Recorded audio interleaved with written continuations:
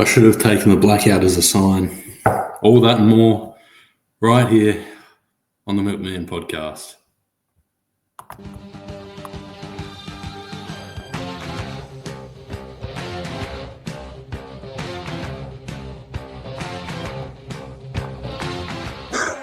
Hello and welcome back to the Milkman podcast. Oh boy, what a game. I don't even know where to start. I guess we'll just jump straight into it as we normally do.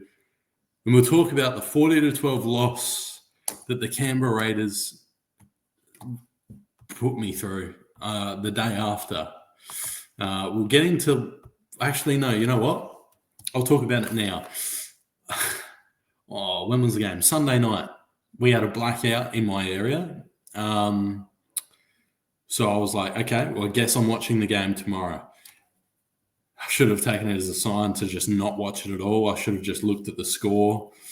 But, you know, I was going to show these later, but I'll show them now. This is some of the things that people were saying. The Green Machine pod in response to me saying, right, currently dealing with a blackout. We'll be watching the game on serious delay. Could be later tonight, could be tomorrow morning. Either way, up the milk. Green Machine Podcast on Twitter replied saying, don't do it tonight, my friend. Don't do it to yourself. So I quote tweeted that and said, you know, this is worrying. Watching the game now. And then Space Party 66 replied, Godspeed. So that's pretty much how I knew that the game wouldn't go our way. And how surprised I was when I saw how poor that performance really was. But, you know, let's talk about it. It was nightmare fuel. It just was. I don't even know what to say apart from that. Ruben Garrick went off, absolute legacy game, and I'll go through the tries and all the stats later, as I normally do here on the preview show. The review show. My apologies. The review show. He's a new dad. Ruben Garrick. They said it on the broadcast many times. I'm sure you heard it, and fair enough that they did mention it so many times. It's a big thing. He got a total of 4 tries, I think. Again, we'll get into that in a minute. So as a new dad, he's got a baby girl, I think they said. Could be wrong there. Again, this is a Canberra Raiders podcast, not so much a Manly one. So I didn't really pay much attention to that. Maybe I should have. I don't know. But he's also a dad to the Canberra Raiders, apparently. Holy smokes, did he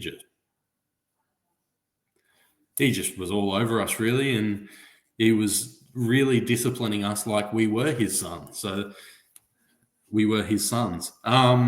Morgan Smithies failed his HIA, which means he will miss the next 11 days of action, which means he will subsequently miss out on the Cowboys game. But we'll talk more about that later on.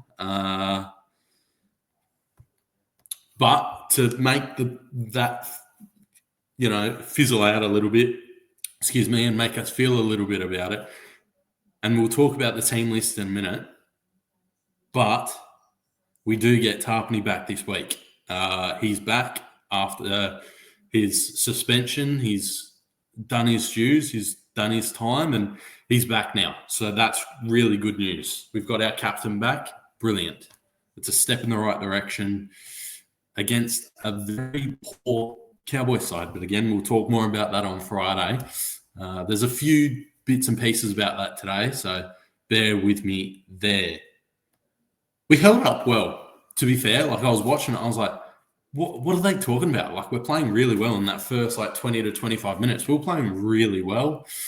We had a try taken off us, which wasn't the best. I think Seb Chris got over the stripe and they took it away.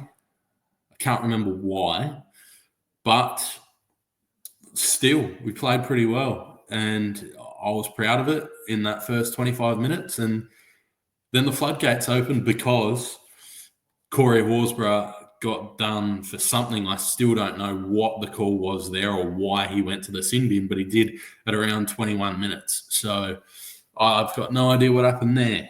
But we did look good, and then he went to the sin bin, and then it sort of deflated.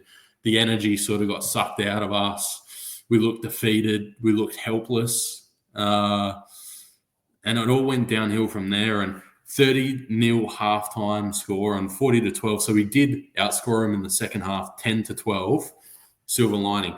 But yeah, we just fell apart like a pork rib off the bone. It was just not good viewing. And my mate even messaged me. I'll if I can find it, I'll read it out to you, because I posted on Milkman Podcast on Instagram and Twitter. So make sure you're following over there.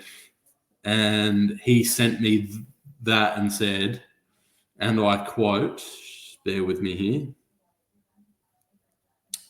Should have had this ready.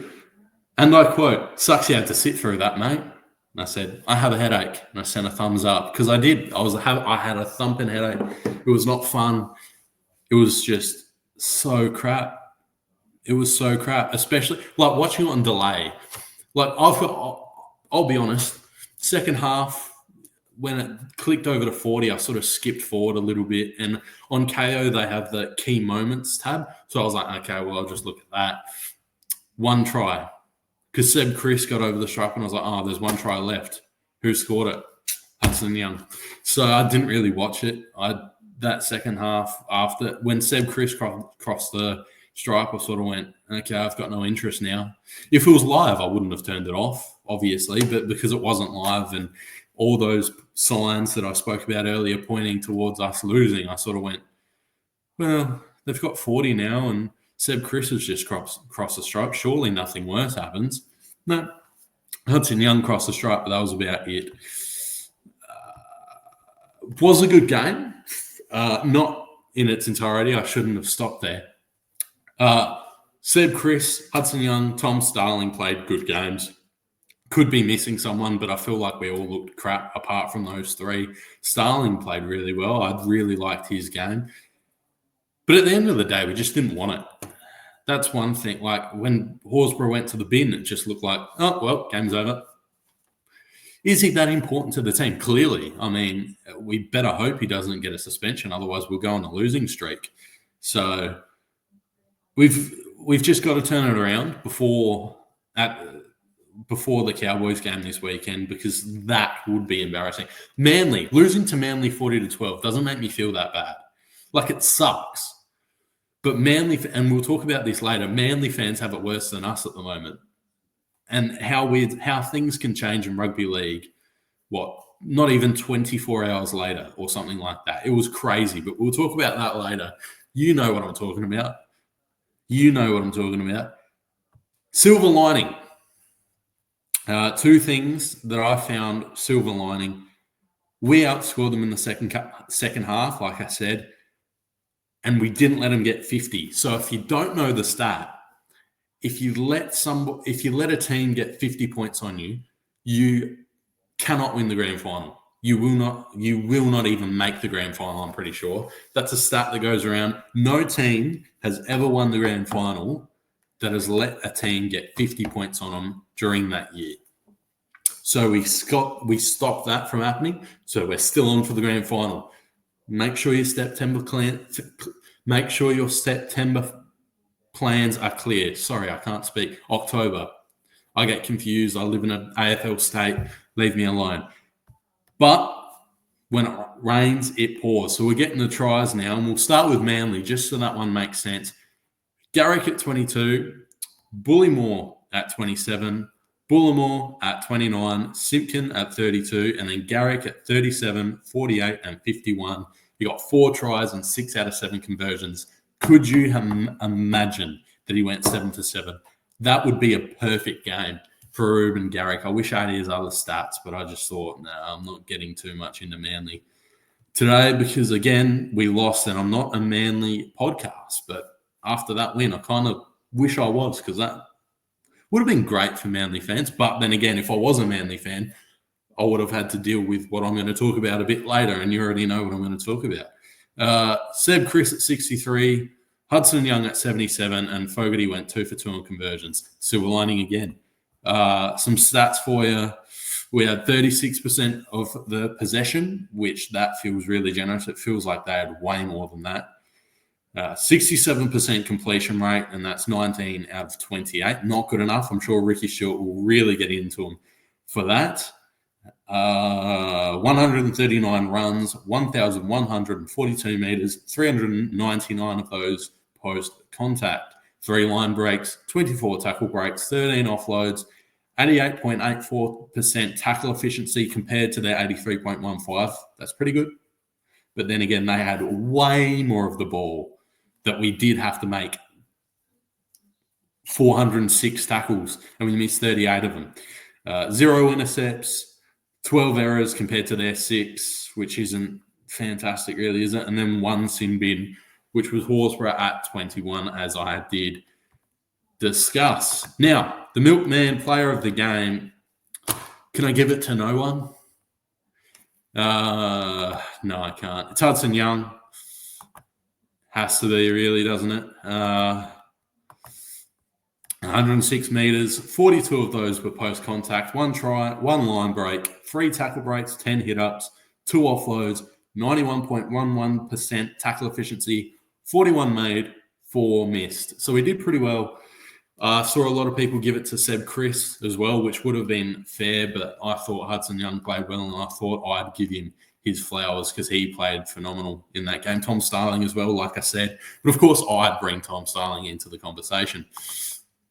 So there's your Milkman player of the game. And I wish I could give it to no one. And we'll leave it at that for the Manly game because I really just want to set and forget. I don't want to talk about it anymore, especially since I had an out. I could have just not watched it. I could have just looked at the score after what people were saying on Twitter because I saw those tweets straight away because I've got my notifications on, especially this one here from the Green Machine podcast. Don't do it to yourself, my friend. Don't do it. And it's kind of like, oh, that's not good. Unless it's like a joke that we're smashing them so much that everyone's going to be sarcastic and everyone understands. But I thought once, maybe it's sarcastic, but it happens a second time with this comment from Ali, Godspeed. Like I said, that's just, I don't know what to do. I don't know what to tell you. What I don't know is let's head to the milk bar. This one, I'm just not over it is my problem, but it could be worse. It could be a Manly fan after today because, again, we'll get into that later. So the team list for the Cowboys was released earlier today. Fullback, Ko Weeks, Tamale and Savage on the wings. Tamale and Savage, how good. Tomoko and Chris in the centres. Strange and Fogarty are the halves. Then we've got Papali'i, Starling, Tarpany back in the side. Come on. Hudson Young, Matty Nicholson, Corey Horsburgh, and then on the interchange we've got Paddy, Sasagi, Mooney, Mariota, and then the emergencies, Jed Stewart, Danny Leverlett, Pasami Solo, Albert Hopewade, and Albert Cook. So there you go. And like I said, because of a failed HIA, failed HIA, Morgan Smithies will miss the Cowboys clash. He'll miss the 11 days of action. He'll be back after the Cowboys game. So he's got a week off, essentially. Tarpany returning, huge. Makes that loss of Smithies feel a bit better. Again, you don't want to see people injured, especially off a failed HIA with concussion. But, again, you got to look at the positive sometimes, and Tarpany coming back is huge inclusion for the Canberra Raiders. So that is very good. Ricky Stewart is being investigated by the NRL for press conference comments. He said, and I think this is what got him in trouble, and I quote, "I'm not allowed to talk about the ref, but I hope Andrew Abdo has an answer for us all." Yikes. He also had another comment I thought was interesting that could have done him some bad as well. He said, and I quote, "It's really difficult coaching when you don't know the rules. You don't know interpretations because I've got no idea." So, yeah, he's going to be in trouble. I remember in an early episode I said, hopefully he can keep some money in his pocket. I don't think this rule will ever stop Ricky Stewart from saying what he feels. And I feel it too, Ricky. Don't worry about it, mate. I'll say it for you if you like. If you ever need something said for you, reach out to me, mate. I'll say it on your behalf, but I won't say it's from you. I'll just say it, and then you can do with it what you will. Now, big news, especially for me. I'm loving this. Let me find it. Excuse me. Here it is. Tom Starling wants to stay a Raider, but his management and the club are yet to open negotiations. Tom Starling wants to stay. That's the reports. They might not be true. Apparently, he admitted it. That's what I heard. I didn't see that. I haven't seen anything of it. That's all I know, that he wants to stay a Raider. Good news for me, but what does that mean for the future of the Canberra Raiders? With Owen Paddy, he's coming up. He looks good. From what I've seen so far, I'm loving what I'm seeing from Owen Paddy, especially that game in Vegas. Came on and just made tackles. Just kept going. Just kept making tackles. Love it. Obviously, with Danny Levi, I'm suspecting we're going to let him go, and then bringing in Jaden Brayley. It'll be interesting to see what we do there. So I'm hoping that we keep Starling. That's the main thing, and obviously you got to suspect that the starting job. Excuse me. Don't know what's going on here. The starting job will either be Brayley or Starling. I'd give it to Starling and get Brayley off the bench in the 14, and then let Paddy have a run around in the New South Wales Cup again. I don't know if Paddy will like that very much, and more importantly, I don't know if Brayley will like that very much. Again, I believe this is not like reported upon or anything that I know of. What I believe is that we've sort of said to Jalen, and I've said this on the podcast before, we sort of said to Jalen Brayley, you'll get the starting job if you sign with us. 2 years, how's that? You get some starting reps, and then Starling comes off the bench. Again, he's done that before, and he's made a great impact for the Canberra Raiders, Tom Starling. So I wouldn't be surprised, but I would start Tom Starling from what I've seen so far this season as our starting hooker. He's been unbelievable. But then again, I might be biased because if you listen to the podcast regularly, if you watch the podcast regularly, either way, you'd know that I absolutely love Tom Starling. So again, I might have my Tom Starling tinted glasses on. Who knows? So let's get out of the milk bar before things get a little too strange. And let's go to the Jersey Flegg and New South Wales Cup review. So both teams played the Manly Sea Eagles, and the Jersey Flegg boys got the 44-18 win, and the New South Wales Cup boys got handed a loss at 28-26. So 1 for 3 on the day at 4 Pines Park. I'll try and get some stats for you. It's pretty hard to find for some reason.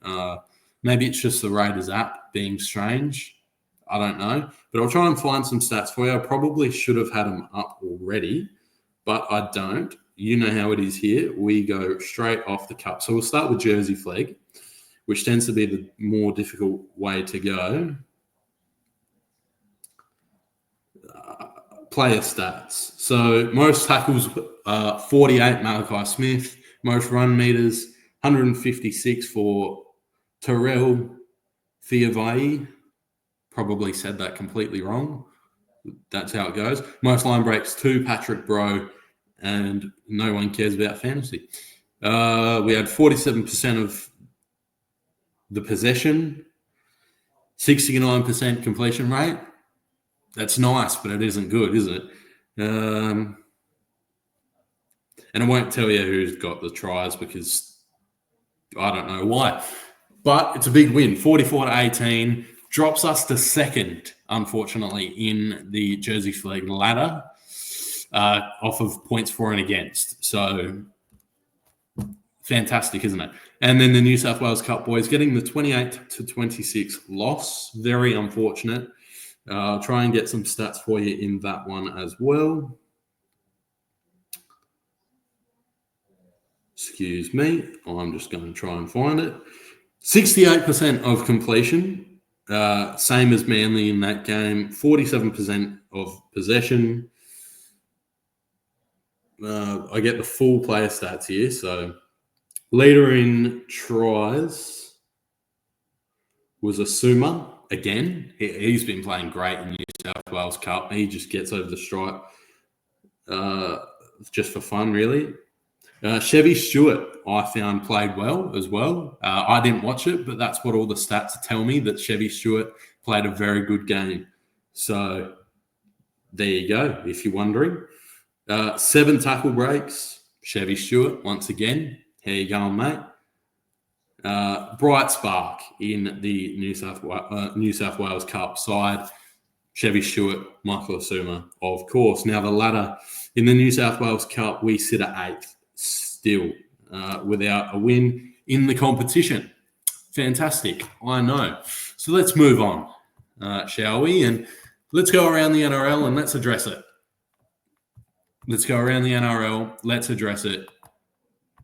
Daly Cherry Evans will leave the Manly Sea Eagles after this year.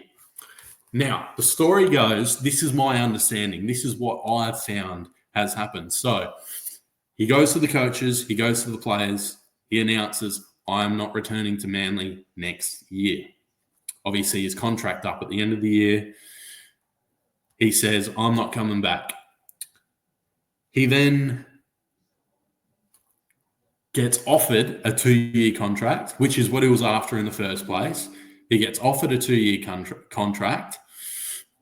He then says, no, I'm not going on 100% footy. I haven't watched it yet. I'm chomping at the bit to watch 100% footy now, just so I can see all this stuff, because this is just what I've seen on Instagram and Twitter and all that sort of stuff. I haven't seen the quotes or anything. I've seen the quotes, but I haven't heard him say it. So he's pretty much said, no, I've slept on it since December. I'm not going back to Manly.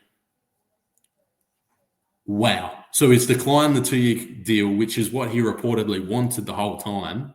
He's gone. He's off. He's leaving Manly. And you'd think that they were the team that lost over the weekend by the way that they're hanging their heads around social media. Like you see any Manly fan, like if you watch the Hello Sport podcast, I haven't seen the episode yet either. But they sitting in the studio, they're all down and in the dumps because Daly Cherry Evans is leaving. I'm pretty sure he's captain of the Sea Eagles as well. You'd be surprised if he wasn't, right? But there you go. Seems like after the weekend, both Manly and the Raiders seem to have lost. And I feel like our spirits are a lot higher than Manly fans at the moment, which is weird for me to say.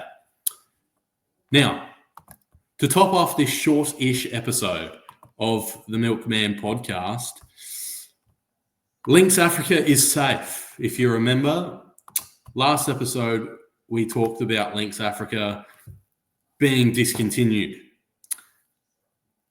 They pulled the rug out from underneath me. It was fake the whole time. Christmas is saved, and that's what I was complaining about, that I wouldn't, what am I meant to get for Christmas now?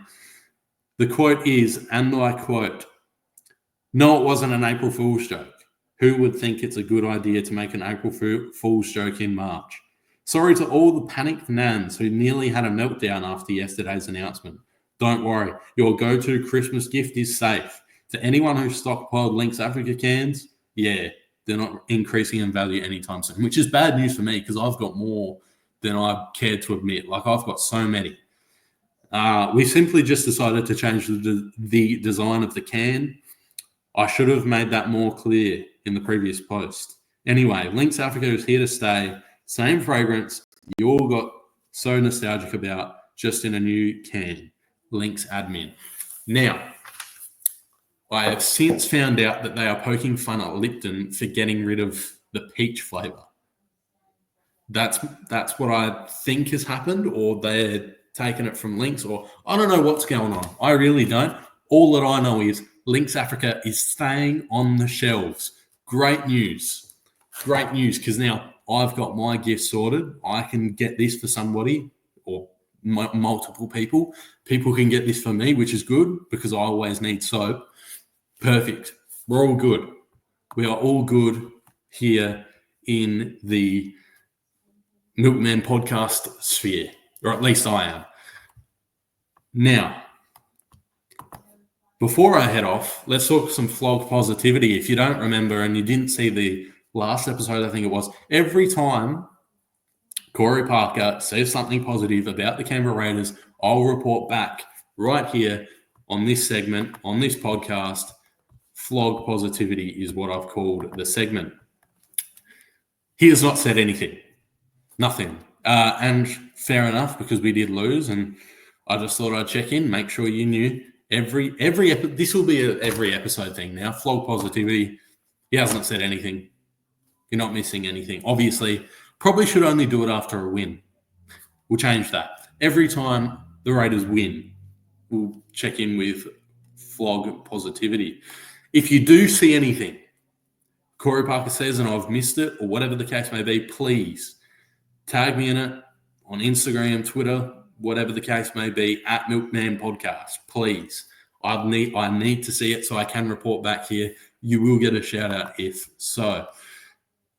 And I think that'll do it. I think we've covered everything here today, and it's a bit of a shorter episode. So if you look forward to these, I don't know why you would.